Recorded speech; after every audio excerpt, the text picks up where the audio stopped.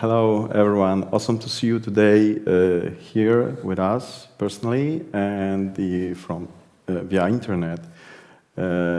Especially, it's awesome to see you after such a long break. And we have a lot of great stuff to show you today. So just let's start with the presentation.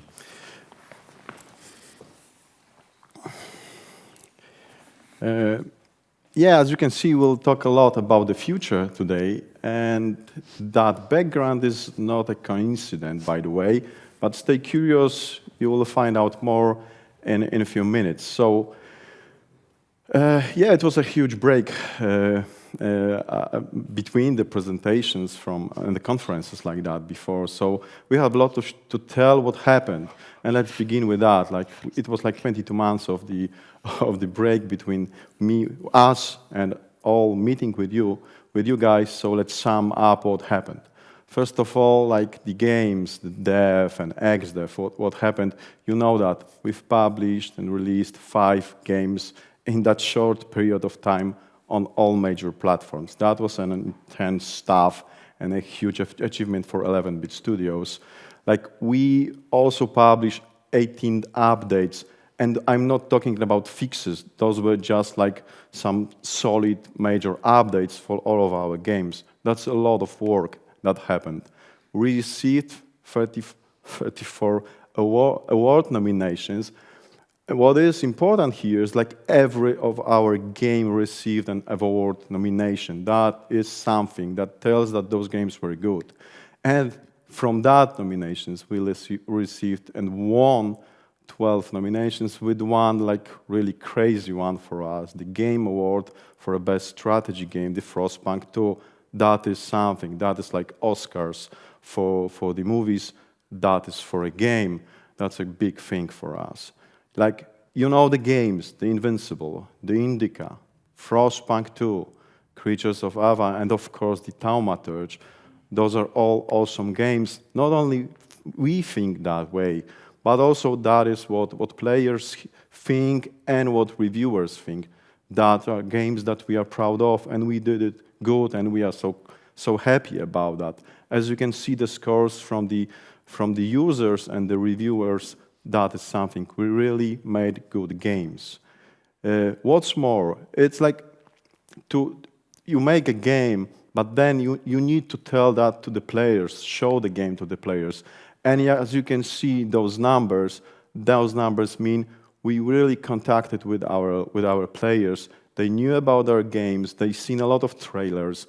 They see a lot of materials, content that we generated. We were able to connect with them and talk with them. That was a really great stuff done by our marketing and PR department. And you know that last year, we did first time ever, like, a meeting with the press and the YouTubers, etc., and 100 people visited us, and we will continue to do that.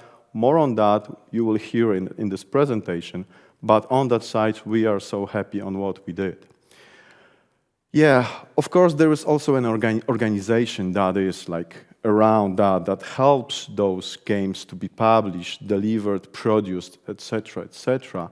But so we had to grow, and you knew that we told you about that like the last time that we are growing, and we grew. We hired new awesome team members, and we promoted like almost 200 people. So we learned a lot of skills. That is important, and I will cover that later on also. Like, what is great around that is like we have like for the last year we have 6% voluntary turnover. And from what we know and how we look at it, from what we learn, that is a good balance, natural balance. So people want to work at 11-bit studios. Like, we also did a lot of lectures. We have skilled people at 11-bit studios that want to share their knowledge with the rest of the world. And on the other fields, like those are like also important two fields. Like, you know, we have this meaningful approach to things. So we are also active on that field. Like, we've backed, for example, 3 summer camps for Ukrainian kids, and of course we've gathered a lot of money for the charity only during that time, we are talking about only during that 22 months that passed. So that is also something that is the heart of 11-bit studios. Yep, not everything was great. You know that, you've heard a lot about the stuff that we talked about, the Project 8. That was like a very difficult decision for 11-bit studios and for our developers, etc. You know that happened. We delayed most of our games. Yeah, that's development. That's just like, we are ambitious, we do a lot of stuff, we delay that. And of course, the Thaumaturge and Creatures of Ava are far from recoup. That is something that is a part of that period with all those awesome releases, all those growing, scaling. We also had some problems. But in all, when we look at it, that was an intense time. That was like one of the most intense times in 11-bit studios. It was that time. But we did that here with the team of 11-bit studios, and I'm so proud about it. So that's our past. A brief few slides about the current situation, where we are right now, for you to understand what 11-bit studio is right now. So we have a great team. Yeah, I already mentioned that. And the balance is good, the proportion is good. We have 177 devs and versus 93 operation people that help all those devs to deliver those projects, games, so the product we do. We also have free plus, as you see here, our strong own IPs. Those are This War of Mine, Frostpunk IP, of course, and we strongly believe in the Alters IP that will be published in the coming months. It is something that is a great achievement for us, that we learned a lot during that time. Like, we already have a good experience in strategy, survival, city builders, and narrative and TPP games, and those last two are that experience came from the P8, of course, that we decided to close, and from the Alters, that also has a lot of new stuff going on there from our development perspective. Yeah, and when we look at a team and when we look at the competition, when you look at the other studios around the world, like, we see that what is a very unique aspect of 11 studios, we are able to do games in parallel. That is something that we see as a great advantage of 11 studios. We were able to do Frostpunk 2, the Alters that will be released very soon. And even, yeah, we closed P8, we still were able to do simultaneously few projects at once, and we want to keep that. That is something that we learned, and it worked. So what's more, we have a great XDEV. A lot of publishers want to talk with us. We even hear like, we only want to be published by you, 11 Studios, because we see what you're doing, guys, and they come to us. Like, Rufus will tell you more about the XDEV, but we are respected a lot as a publisher, not only as a developer. Yeah, we are independent. You know that. We've spoken about that for years. Like, we want to keep our independence, and we have independence in all of the aspects of the organization. That is something. And the last thing, like, we already has 18 games published, and they constantly sell. That is a great stuff. That is some kind of a backbone for 11-bit studios, a strong aspect that is currently supporting us in everything what we do and what we dream of. So let us now switch to financial stuff. Martin, your turn. Thanks very much, Przemek. Well, let's take a look and see how 2024 looked in numbers. It was a record year for 11-bit studios. We had revenues of 140 million zloty. That was the best revenue number in the company's history, almost 2.7 times the revenue that we generated in 2023. But equally, 2024 was a very difficult year for the company. The closure of Project 8, the impairment charges on the Thaumaturge and Creatures of Ava, and the change in our depreciation policy all meant that our operating expenses for the year came in at 143 million zloty, and therefore we had an operating loss of 2.8 million for the year. When you take in financial costs, financial income, tax, and the deferred tax effect, we still reported a net profit of 6.9 million for the year. Coming very quickly onto our balance sheet, non-current assets of 169 million. Within that number, we have 129 million zloty, which represents the work that is being carried out on all our upcoming titles, as well as those titles which have been released and are currently being depreciated. Current assets, 92 million zloty. Within that figure, cash and equivalents, 70 million. Liabilities, 32 million zloty. And equity, 229 million zloty. We also have a very small loan which we took out to partly finance the purchase of our office building here in Warsaw. That is being repaid. And the point that I'd like to make from this slide is that 11-Bit Studios has a very strong financial liquidity position. Taking a slightly deeper dive into the sales revenues by titles, then Frostpunk 2, clearly 70 million zloty, 50% of our revenue for 2024, which we think is a great result. But also, if you look at Frostpunk, the original Frostpunk, that represented 20% of our sales last year, generating in 2024 28 million zloty, and that is more than the sales it generated in the previous year. So again, we're very proud of that. And then other titles continue to perform well, such as This War of Mine, which still is generating sales for 11-Bit Studios, even after all these years following its release. But, as I mentioned, 2024 was also a difficult year for the company. The closure of Project 8 resulted in a non-cash charge of 48 million Polish zloty. The impairment charges, I beg your pardon, for the Thaumaturge and Creatures of Ava total 18 million, of which 11 million was on the Thaumaturge and 7 million was on Creatures of Ava. And we also changed our depreciation policy. We're now recognizing a greater part of the depreciation amount much earlier in a project's life than under our previous policy. But the effects of that on last year's number was to increase the depreciation charge on Frostpunk 2 by a further 9 million to a total of 12 million Polish zloty in total in last year. But what does the future look like? Here, I'd like to hand over to my colleague, Łukasz. Thank you, Martin. Hello, everyone. So we've went to the past, went through the present, and now what about the future? But before we go to the future, I want us to have a quick break, actually. We are doing an entertainment business, and we are creating games. So what I wanted us to go now, where to go now, is to actually check out some of our games. And I wanted to talk about two of the upcoming games that are releasing later this year. So first off, we'll start with The Altars, and I would like us to keep us in the entertainment mood and see a short clip from the game.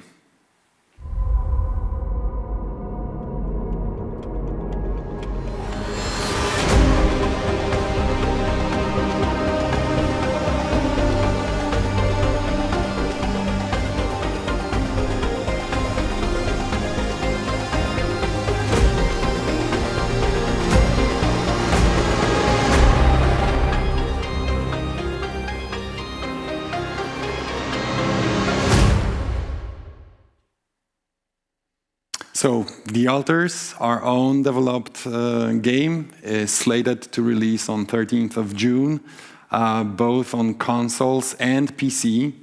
And as you just saw in this short clip, we are going to start the pre-orders for PlayStation 5 and Xbox later today. What is happening on the dev side? The team is actually putting finishing touches to the game. They're testing the balancing, polishing the game, and preparing the Gold Master to make sure that everything's ready for the 13th of June. At the same time, we're constantly doing some focus tests where we already gathered a lot of valuable feedback from the players. The big thing for us, and I hope for the players as well, is that everyone who plays the game has a very positive reception, so we are very happy with that. Before we put the game out first to the press and creators for their reviews and then to the players, we have one more stop that Przemek already mentioned a bit. We are, once again, this year running a hands-on event here in Warsaw for media and content creators from all around the world. This is going to be happening in May. We're inviting many people to play a big chunk of the game and see things that were not shown in the game yet. At the same time, we did push back the release from 2024 to 2025, and we see this as a positive outcome, as the additional time allowed us to expand the gameplay elements, make the game more enjoyable, more engaging, more fun, a bit more complex, but all of it brings the gameplay element that is very important for us once we create games. At the same time, we also made adjustments to the marketing strategy to make sure that the complexity of the game and its uniqueness is actually communicated properly to the players, and we managed to reach even wider audiences.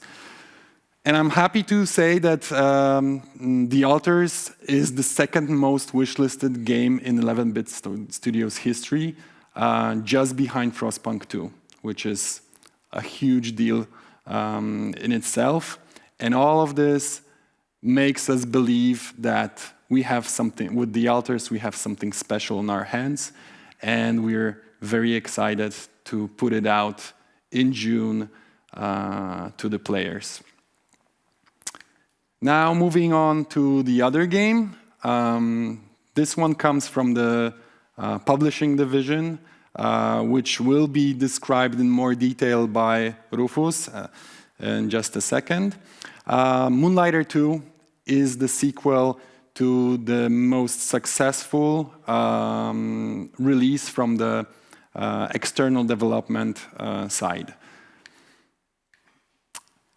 Currently, the Digital Sun, the developer of the game, is working on a beta milestone that will be delivered this quarter, and which will be followed by broad focus tests for us to gather the feedback on the game and on its current state.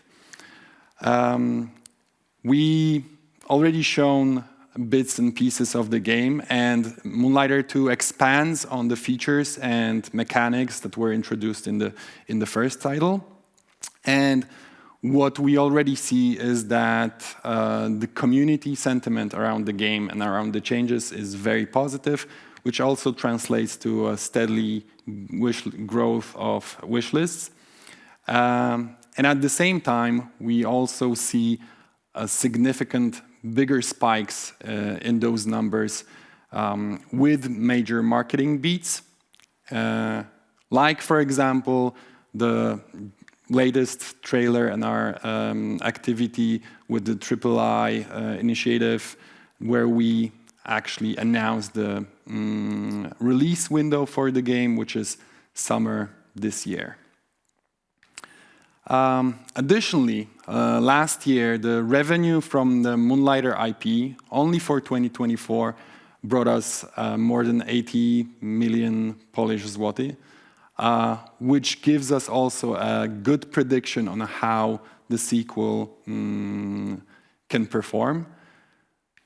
And Moonlighter will be launching later this year, summer this year, on Game Pass day one, and we are extremely excited and happy to put it out to players to enjoy the game and share their feedback. And before I move to Piotr and to finish the entertainment part, let's look at one more trailer from Moonlighter 2: The Endless Vault.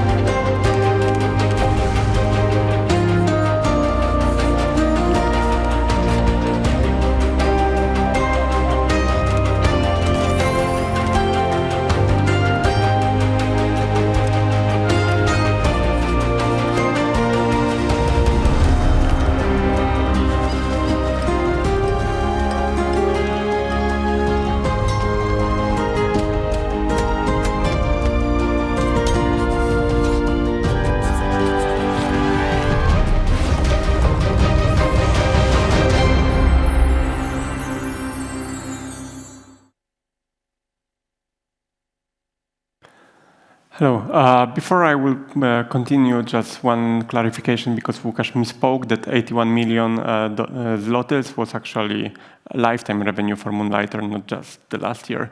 It's still very impressive, and we are super happy with the result. Just to be sure, on slide it was spelled properly. So coming back to that question about the future, we need to start with one comment on the industry situation. A gaming industry, as you know, is facing challenging times. It's a moment of transformation. We see that strong IPs dominate the market. We see that game fans are becoming fans of the specific game.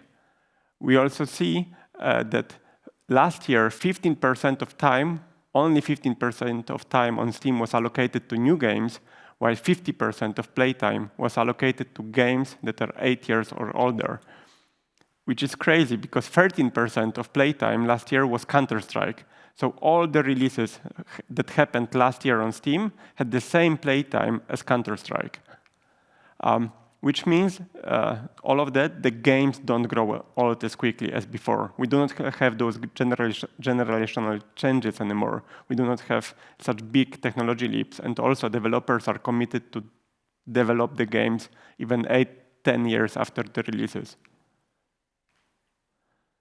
We also see the increasing number of game releases. Each year, more and more games are coming to Steam and consoles. Shifting player preferences. Player takes and trends are evolving quickly, very quickly. They can change from one year to another, from one quarter to another. Industry challenges. We are experiencing layoffs and studio closures around the world. And we see also stagnant growth and funding. There is less money on the market at the moment. But important thing is that the games industry is still huge and prospective. There are still major new games releasing each month, each week almost. And Steam concurrent users reaches an all-time peak each month. Each record, which seems super high, is beaten the next month. And yes, the general growth is slower than expected by some analytics a couple of years ago, and etc. The mobile is slightly shrinking post-COVID times, but our market, PC and consoles, is growing and is going very well. The problem is the times are less predictable, and that is a challenge for us.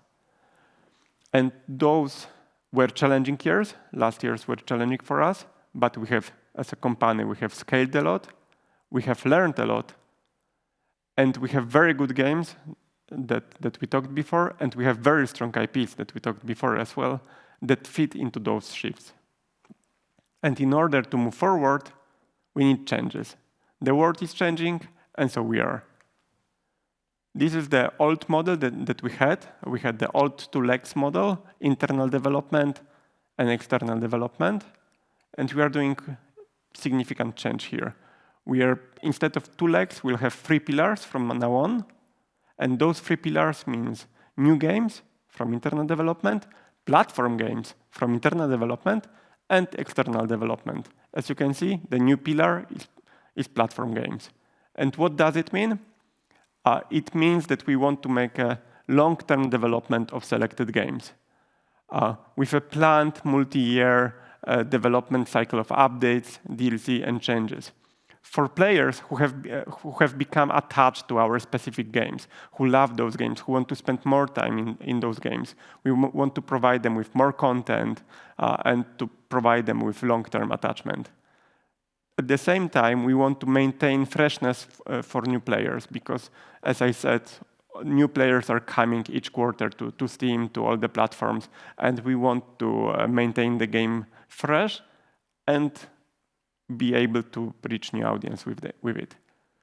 So those 3 pillars, to sum up, we have new games from internal development, so completely new games, but can be based on our own IP. So new games based on our own IP or new IP with a chance for a big success. Platform games, which we call stabilizing pillar, reducing risk and expanding on IP. That's very important. It's a very good tool to expand the IP as well. and external development that Rufus will tell us more in a moment, where we want to publish mechanically engaging games from ambitious creators around the world. And this is a diversifying pillar for us. And I'm super happy to announce that our first platform game is, and here we have a trailer. It's coming!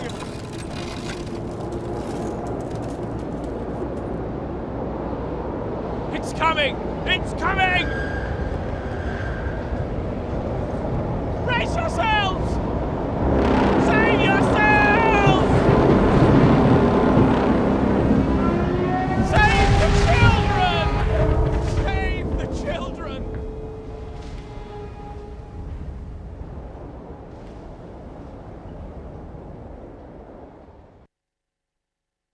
So this was a teaser trailer for our new game, Frostpunk 1886.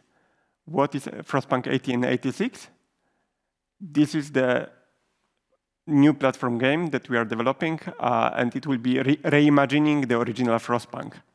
It will be rebuilt in Unreal Engine, and on top of Frostpunk 1, we'll add new content, new events, new mechanics, new buildings, new technologies, new laws within a completely new purpose path. Purpose path in first Frostpunk was order and faith, and here we will add a totally new purpose path.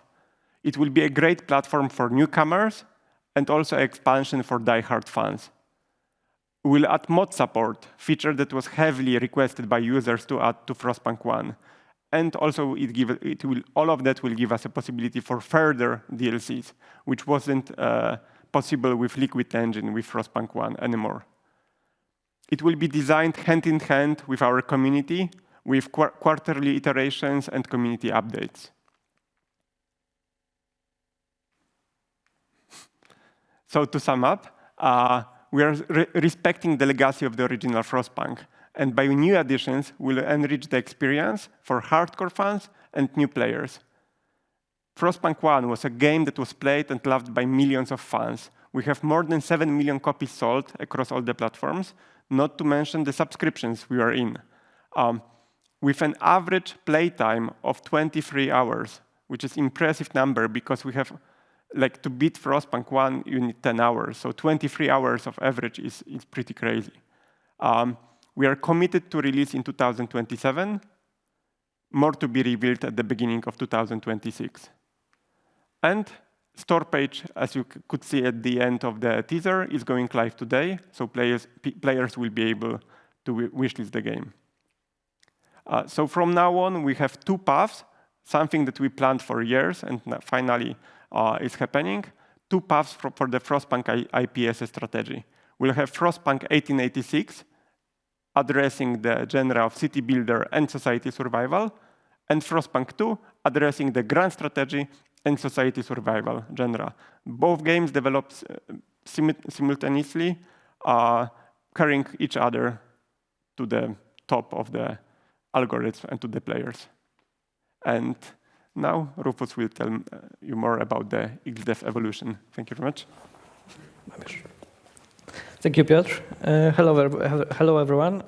Lovely to be here. Lovely to have you here as well. As Piotr said, and as all of them actually teased, I will try to tell you more about evolution of XDEV, which is our publishing department, basically. Because we believe overall that XDEV and publishing, our heart is in a good spot. The extension of 11-bit as publishing is something that we know we do well, but we need to do some small adaptations to perform it better for the future and make it more future-proof. Starting with, as already was mentioned, publishing is becoming our diversifying pillar because, like, chasing Frostpunk 2 and the others, our internal big games, is very hard for a smaller department as XDEV. So we decided that we need to do something more innovative, maybe, find ambitious, slightly maybe crazy projects that are out there, but are still, very potentially great opportunities for success. This portfolio of our XDEV titles will be precisely created by my team, and I love those people. We have a small but very specialized team of specialists XDEV production, XDEV product, XDEV QA, and I think we are very much able to precisely choose very good titles for our publishing.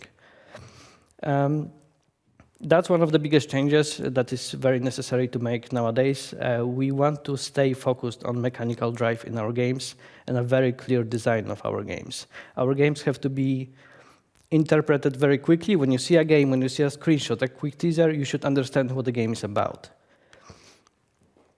We are also aiming to make games with slightly lower budget. That means not only lower risks for us, but more agility and more space for buffers. When we have a smaller project, we can easily move some things around, move the release date even or something, because it's not so expensive to produce. But we still believe that based on our research, and we did like very deep research of the project supply on the market, we still believe we can create games that have very great market potential. This is something that I slightly covered already, but we want to create games that have this very quick, instant, broad market appeal, but they have this slight additional uniqueness, but that is something that is supposed to quickly resonate with people as well. And that's a special bonus that we kind of reserved because, like Martin covered, we are in a very good financial situation. So we reserved ourselves like a special wildcard budget for some opportunity signs. And those signs can be projects that are slightly maybe different from our core strategy. Maybe they are smaller, bigger. Maybe they have a shorter production time that we would normally consider. But we have that additional budget to spend on them if we see the opportunity in those projects. And the kickoff project for our new approach is a game that you probably already know, Death Howl. Death Howl is a game, it's a Souls-like deck builder game made by 3 people from Copenhagen. It's a unique mix of Souls-like and card building because we believe that merging those genres is not super common nowadays, and we see that it resonates with people already. And we already have that proven because we did extensive focus testing, and we also did the public demo. And based on the results of the public demo, we noticed that a lot of people love the game, and we got a lot of like 9, 10 scores for Death Howl already. And as I already mentioned, we believe that the game has like a double appeal. It will appeal to card gamers, to deck builder fans, but we also kind of hope that it will appeal to Souls-like fans as well. And it's coming out this year. We don't have a date yet, but we will choose it pretty soon. And now it's time for a short trailer as well. And after this, Marek will join me. Thank you.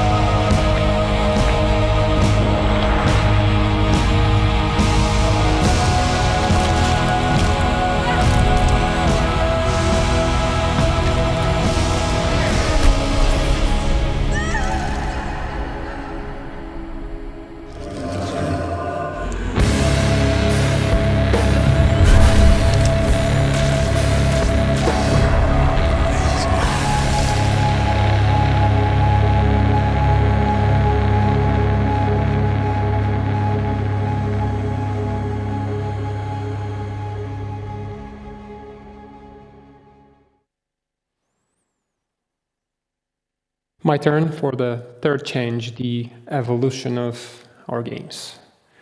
We want our games to be driven by passion. We want our games to be driven by ideas. We want our games to be driven by emotions. And what's equally as important, we want our games to be driven by gameplay. This is our proprietary mix opposing the current hollow production value trend that's all the way out there. This is also an approach that worked extremely well for us in our greatest hits, such as This War of Mine, Frostpunk 1, and lately, Frostpunk 2. We also want to keep the current scale of our games. Actually, the Alters, that's releasing soon, is now treated as our development size reference title. Why? Because this is the scale we excel at. This is the scale we feel best at. And perhaps most importantly, this is the scale we simply like. We also decided to evolve a little bit our approach to meaningful games, so that becomes interpreted in a little bit different way. But before I jump into that, I'll explain the reasons behind that. We think that in meaningful games, it's a phrase that has been traditionally very important for us at 11-bit Studios, but we feel it's starting to get a little bit of weight. It's starting to be a little bit abused out there on the market. There are some games that people might label as maybe a little bit boring, and that's very far from what we're doing, and that's very far from where we want to be. This is why we've decided to craft this new term, relatable games, where both of these components are equally as important. Now, why relatable games? Because we want to constantly remind ourselves, but also our audience, that our games are about these important elements. We want the relatable to be demonstrating that we are making games that are supposed to be resonating, intuitive, humane, emotional.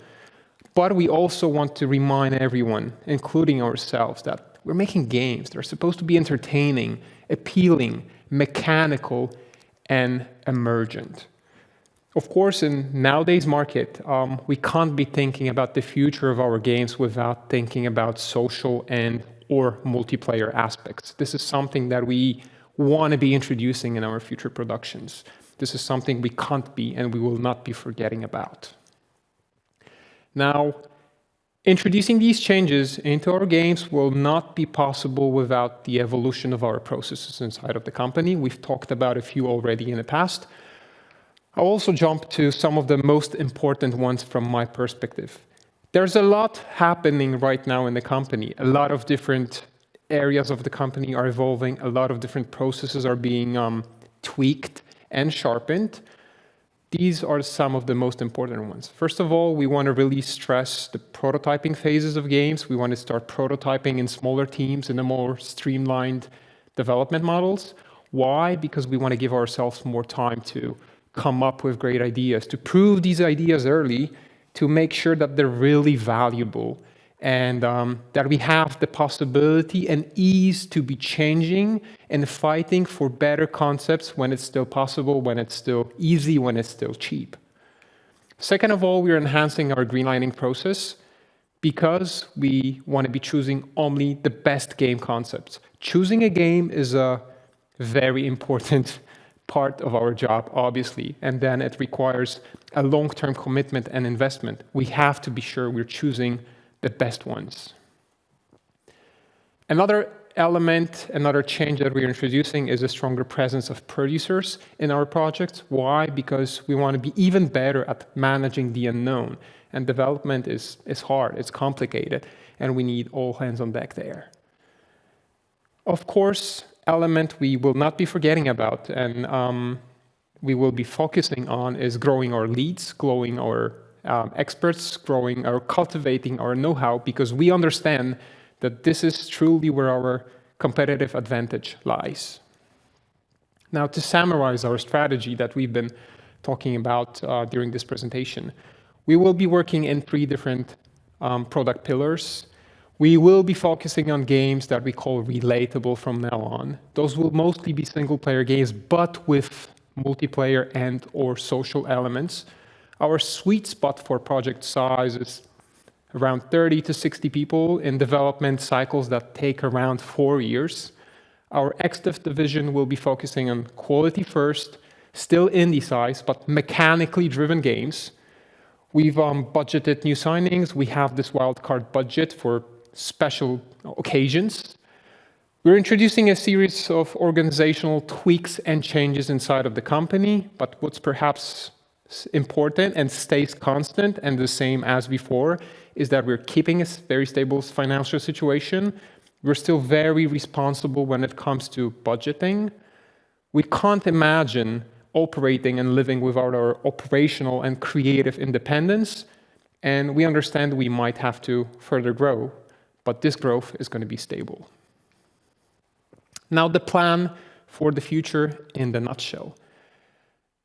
A lot of details. I'll try to quickly drive you through those. First off, Frostpunk 2, as mentioned by guys right here. First off, 3 major content update coming within a few weeks, followed by a console release of Frostpunk 2 later this year, and DLC 1 as well as a free update that's going to be accompanying it still in 2025. Then in 2026, we are planning other 2 DLCs, DLC 2 and DLC 3, both again accompanied by free updates. And then 2027, which we don't know exactly what it's going to be at this particular moment of time. You're still observing how the game performs, how the DLCs will perform. There's a possibility that Frostpunk 2 will change into a platform game that we've explained a while ago. But this has to be tested, this has to be proven. We have to see how it performs from now on. Next off, The Altars, a game that's going to be released very soon. That's a sim release on 3 platforms, so PC and consoles all at once. We're also planning for a major update 1.1 before the end of the year. This will be followed by a DLC in 2026, around the middle of the year. What happens next? Again, we'll see. We'll have the market and the community guide us to how to further develop and expand this product. Another title, P12. This is something that we've been already hinting, although we've never explained what exactly it is. And we won't during this presentation, but we want to highlight that it's something that we were already working on. This is a project it's not virtual, it's already real. We're in a design phase that has already started, moving soon to prototyping and then to all the other stages of production. For pre-production first, around 2020, beginning of 2026, and then jumping to production in 2027. This is a major new game that we're currently already developing.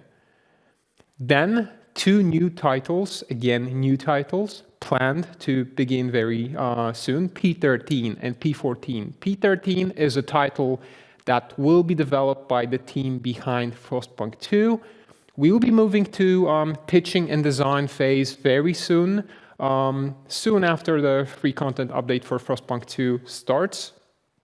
Actually, we already have some solid ideas of what that's going to be, but of course they need to be sharpened. We need to pass the greenlighting process and then move to prototyping, start pre-production and production somewhere in 2027. P14 will follow a similar process, although it's a little bit delayed in time for obvious reasons. Frostpunk 2 has been released already, over half a year ago, so the team is kind of ready to pick up the new challenges, while the Altars team is still working on finishing the game. Then we'll need to be updating it, giving ourselves a bit of space before we start jumping into new pitches and designs. But I'm personally very excited to see what actually comes out of these 2 processes, because we hope that they will be very, very important for the future of the company. What else? Well, P11, which has today been decoded as Frostpunk 1886. This is our first platform game. Also, it's already being worked on. It's currently in a design and porting stage. This is a stage that has already started. We will be expanding and growing the team throughout 2025 to reach production size by the end of the year or very beginning of 2026. And then that's supposed to be a pretty quick production process, with reaching beta and a launch window in 2027. This is possible because of, the type of a game Frostpunk 1886 is. That's not all. We also want to be starting soon another platform initiative, another platform game. There's a solid idea behind this one, although the development has not started yet. We are planning on starting the design phase in the second half of 2025, and then again moving to production. This is also supposed to be a title that will represent our new platform approach. Naturally, this is not all. There's the XDEV division, which we've been commenting on a little bit earlier. There are currently 3 titles that we have signed. Moonlighter 2 with a launch window in second half of 2025. Death Hall, which we've also been commenting about, very excited about this one, also planned to be released by the end of 2025 in the second half of the year. There's also a brand new signed project that's currently scheduled for 2026. We did not announce this one yet. We will not do so during this presentation, but we want to stress that it exists and that we will continue on bringing great games through XDEV. Naturally, this is not all. We've planned in our budget and our plans new slots for signing projects. On average, this will be probably 2 projects per year with the wildcard budget used every now and then for a special initiative.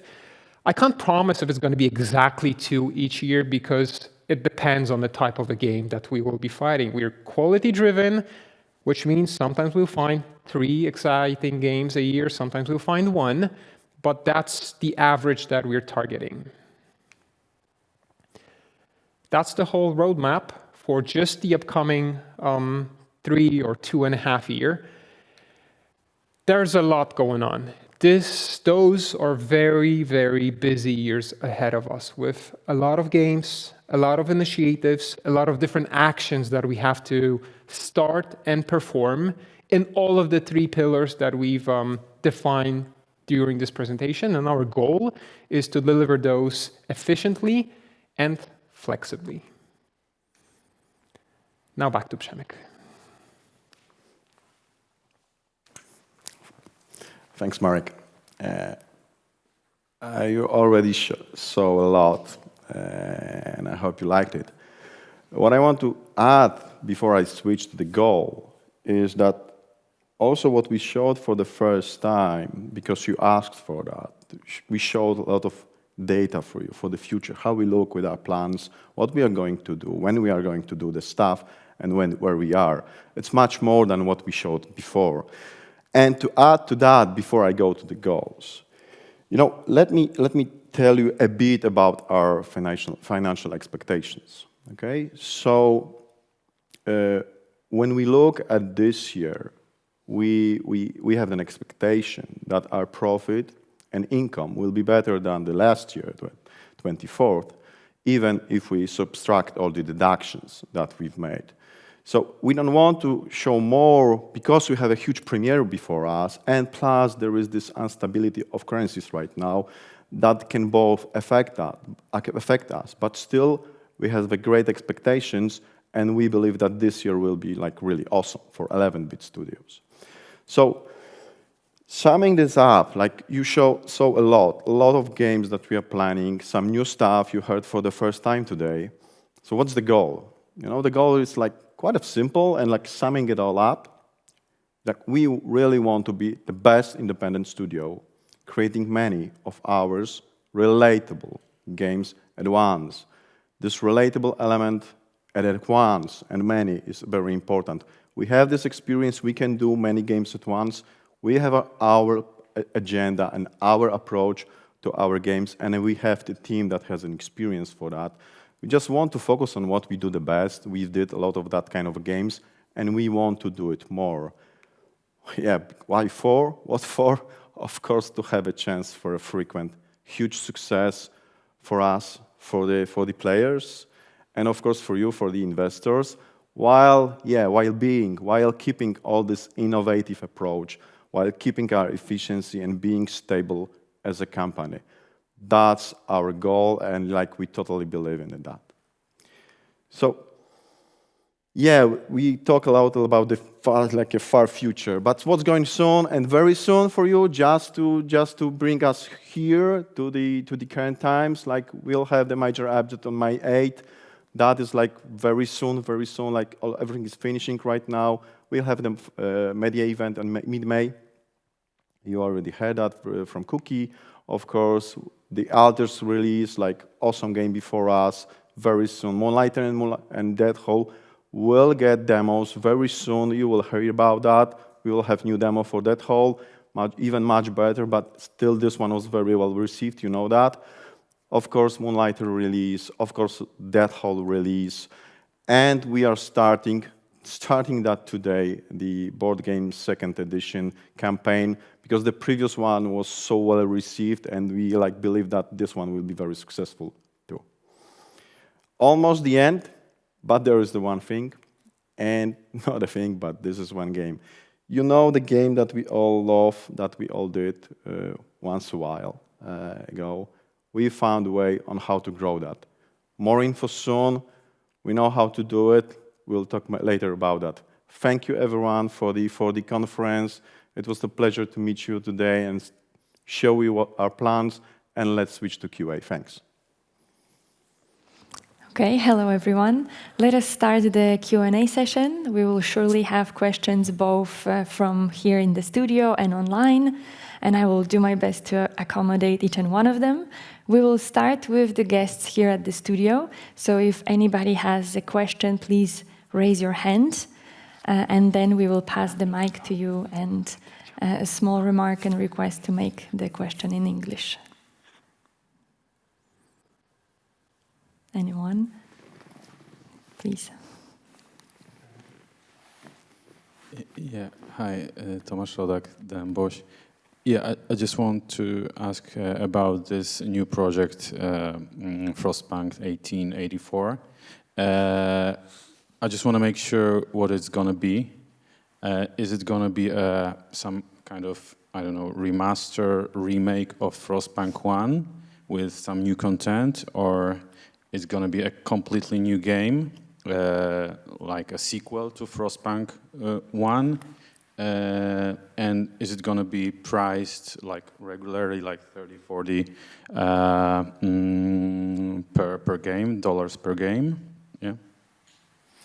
I can tell you about the game. I think Piotr can talk about the price point, but I'm sure we won't yet say what will be. Okay, so imagine there is Frostpunk 1, and the game that was as Piotr told you, it's 7 million players already have the game and love the game. And so we'll take the Frostpunk 1. We will, of course, transfer it to Unreal for us to be able to grow it, have DLCs, updates, etc. We will, of course, redo the art, etc. It will be Unreal stuff. But that's not all. We will add really a lot of new stuff to the game, like new purpose path for the players, new laws, etc., etc. So in a way, it will be kind of a mix. That's why we are hesitant to tell if it's a remake or remaster. It's even called in a different way. We'll add a lot to Frostpunk 1 for the players to see that this is, but we will keep the Frostpunk 1 as a base. This will be a base. The base will be Frostpunk 1. So imagine Frostpunk 1 redone, but with really important new stuff that we already have in the works right now. So I know if it helps you, but it's Frostpunk 1, but a new Frostpunk 1 in a way with new stuff. Piotr, I don't know if you can add more. Yeah. As you said, it's on the market there is a remake, remaster, and reimagination, and it's closest to the reimagination.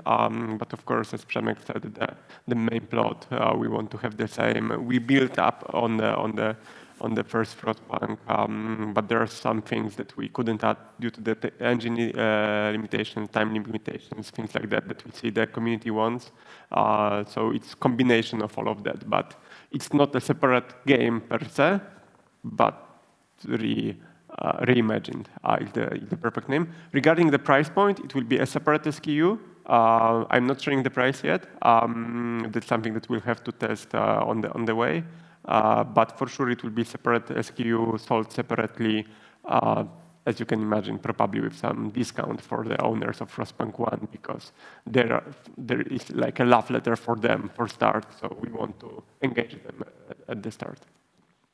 Yeah, so from what you said, it seems that it's going to be a separate game, a full-scale game, yeah? So it's probably 8, 10, I don't know, 12 hours of gameplay. If yes, how come is it possible that you can produce it within just 2 years? Mm-hmm. It's what Piotr already said. the story will be the same. It will be the same scenario, the same base mechanics. It's what Piotr also said, it's a love letter already. We already have it working on Unreal, to be honest. It's working. Not everything is working already, but like the plan is to just like, first of all, what was already said at the presentation, port it to Unreal. And it's just already like being done like by the team. It's still like a small team, but it's like growing like substantially, like now very soon.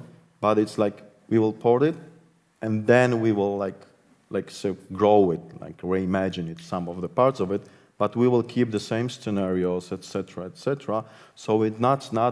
It's like we have, like it's like the 70-30 you also saw. Like we will really keep the 70% of a game, of mechanics, of the setups, of the scenarios, etc. from the Frostpunk 1, and like work on that 30 as a new stuff. That's why we are able to do it much faster with a even smaller team.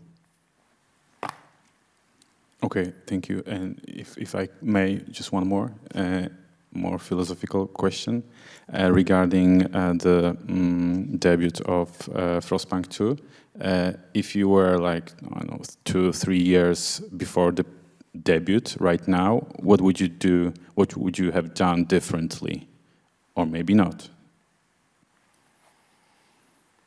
Yeah, philosophical question. Thanks for that.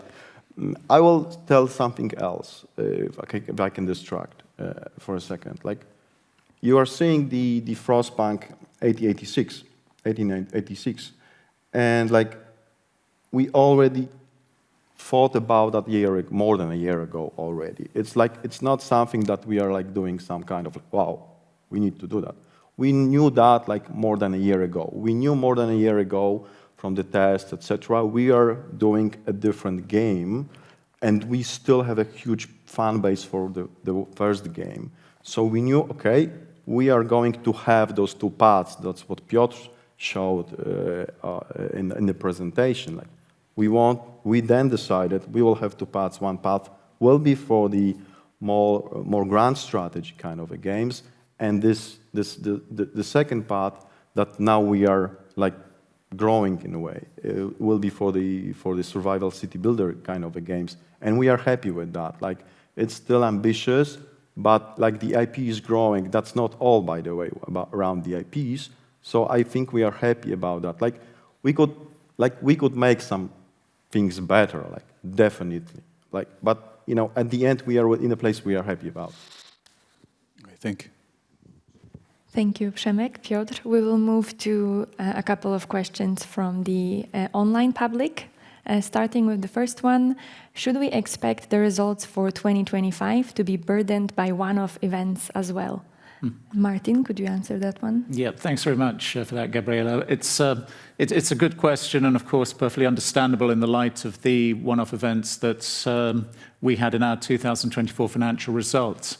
What I would say is, from my perspective right now, I do not foresee any one-off events occurring in 2025, but I would just add to that the company 2 times a year does conduct impairment tests on all its titles, and we will continue to conduct those tests. Thank you, Martin. Moving forward to the next question. You say that investments in the publisher will not exceed $1-2 million USD per project. Is it possible to make a game for this amount, taking into account inflation? After all, every game you've released recently has been more expensive. Okay, so I will take this one. Thanks for the question. First of all, the last sentence is not super correct because not all of them were more expensive. But more importantly, what I said in the presentation about 1 to 2 million, it's a sweet spot. We believe those projects exist in that sweet spot. We can create very good opportunities in that budget.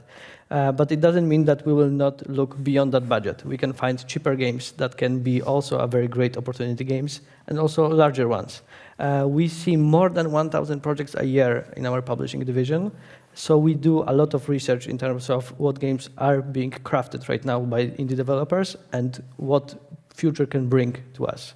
So I'm not that worried about the budget limitations or the inflation at this stage. Thank you, Rufus. Moving forward, should we expect any flat fee contracts similar to the Microsoft deal in 2025? Okay, so I will answer that one. Not such a big deal, probably because the Microsoft deal that we have signed was for Frostpunk 2, Alters, Moonlighter 2, and Ava, so it was a huge one. But of course, on the like daily basis, me and my team are searching for any deals possible, and we'll soon have some smaller deals for some of the games that will be announced. And that's it. But we have some new upcoming games, so and we have connections with all the partners. So we'll see what the future will bring. Thank you, Piotr. Maybe one more online question before we give room to the studio again. What is the price of the altars? How long will the game be? We can finally tell that, I think, or not yet. I don't know. Yes, it's $35, so it's a very good price for that game, in my opinion, and it should be very attractive for the players, especially with 10% pre-order discount. How long will the game be? It's very long. It's like 25 hours to finish. For some, it's even longer. So it's a very complex and big game. That's why we are very, very confident that it will be well received, especially after people playing the demo. People loved the demo. They were very excited about the game, and they have seen only a fraction of the game. Thank you, Piotr.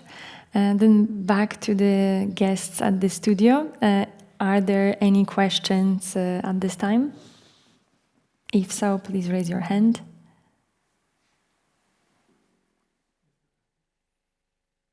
Maria Mickiewicz-Wood. Mam dwa pytania. Pierwsze pytanie, patrząc na ten pipeline, który Państwo... Sorry, in English. Yes, thank you. Thank you so much. So looking at your pipeline that you've presented and your core pillar and the new pillar, we are seeing 5 titles. So should be thinking about your studio right now working on 5 games instead of 3 games in parallel, starting from now. Is it fair to assume that like at some point there will be production of 5 games? I'll take this one. Or even more. I'll take this one. This is a correct calculation. So yes, the short answer is yes. If we include 2 titles that will be released both soon, Frostpunk 2, which is already released, and The Alters, but both will be supported, this makes it almost 7 titles supported in a way in parallel. So 2 in post-release support, 3 new initiatives from the new game branch, and 2 new platform games. Yes, this is the target. This is what we're planning for. Yeah, that's the short answer. Okay, looking at your experience so far with those 3 titles in parallel, excluding publishing segment, do you see any like major challenges in growing the scope, not in the number of peoples to be managed, but in the number of the projects to be managed? Any risks in this area that you see or challenges? Yes, of course.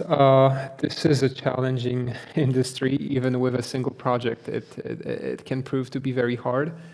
I know we have a lot of experience now in managing multiple projects at once. I know not all of them have succeeded, but this is the reality of our industry. We can't guarantee everything will work out exactly as we want to, but that's what we're fighting for.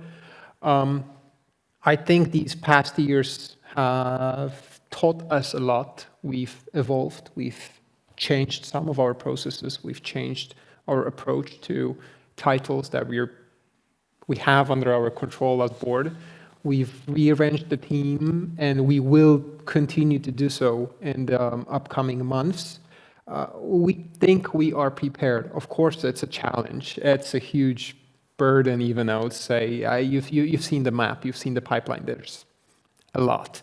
But we are here to fight with these challenges. We are here to deliver. We think that it's it's an optimal and smart way to move forward for the company. We think we can handle that. We think we are better prepared than ever in the past to handle such a pipeline.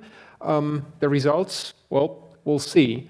But we think the beginning is very good, and very promising.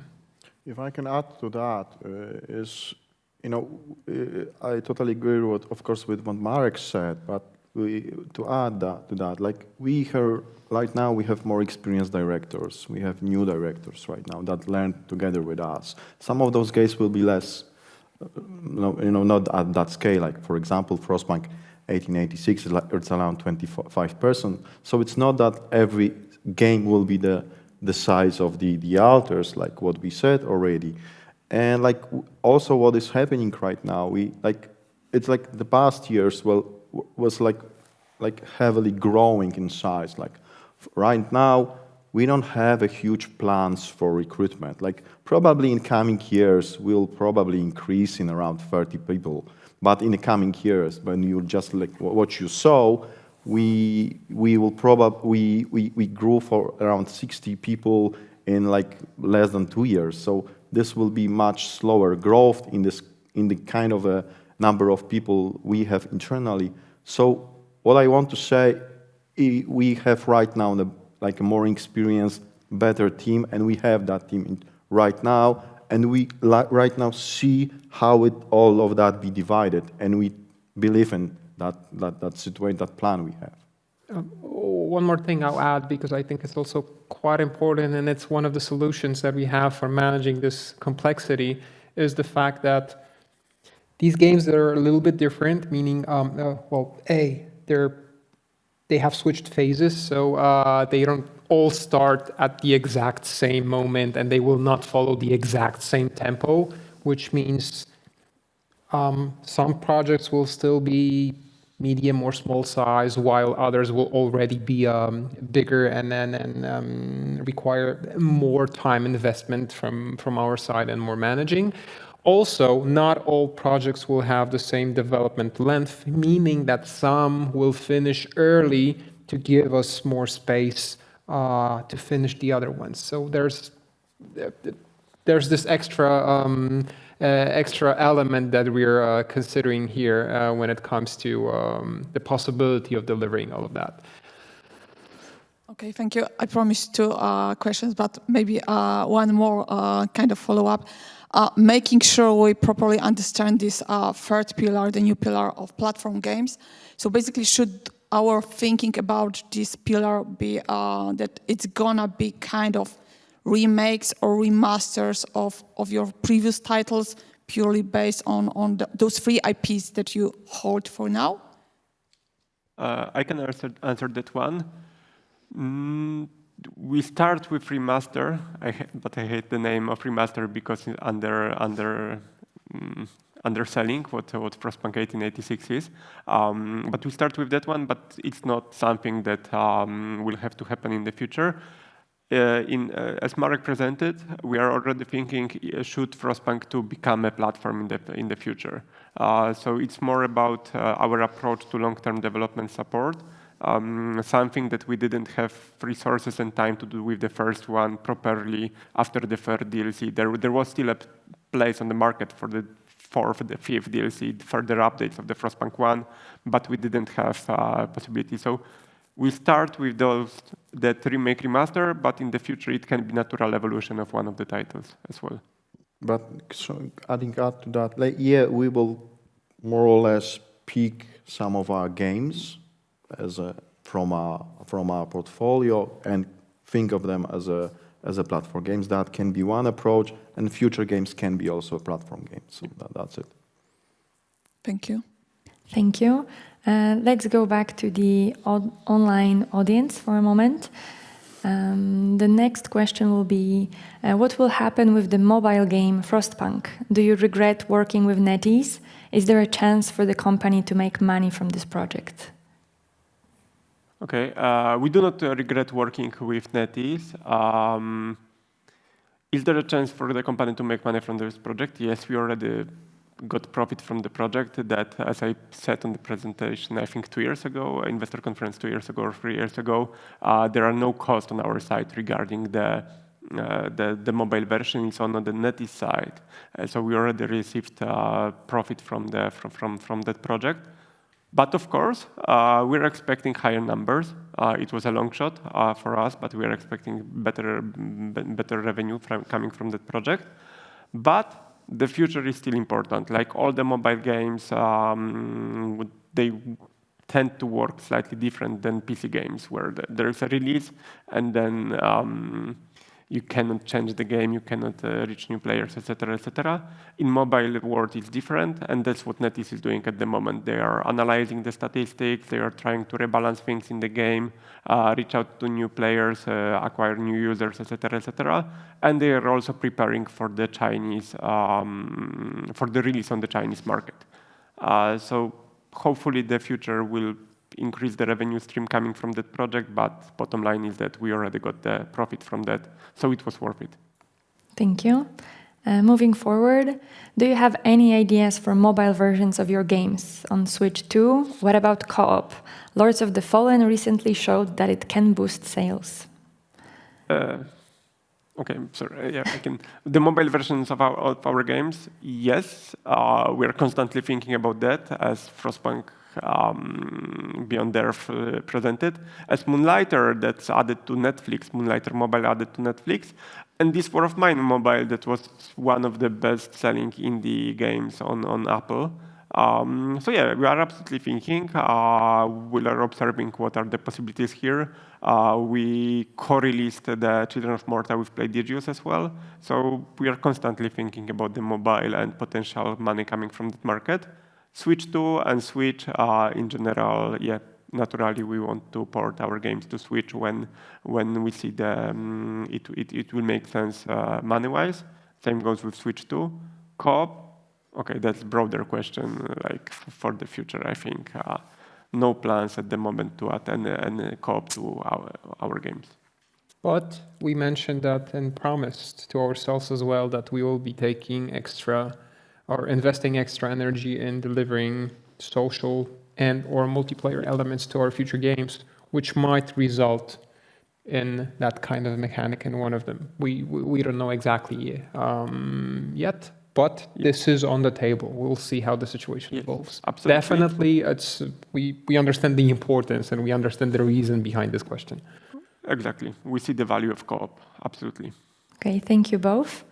Next one. How many premieres can we expect in 2026? The presentation shown only one, and it was a new game from the publisher. Does this mean that the results will be much weaker 1 year from now on?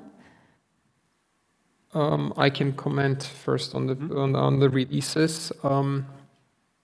Yes, currently we have one scheduled, but the XDEV division is looking for more games. Sometimes these games are quick to go to market. So there's still a possibility, we're in the first half of 2025, to find a game that will make it to the market in 2026. This is an open topic.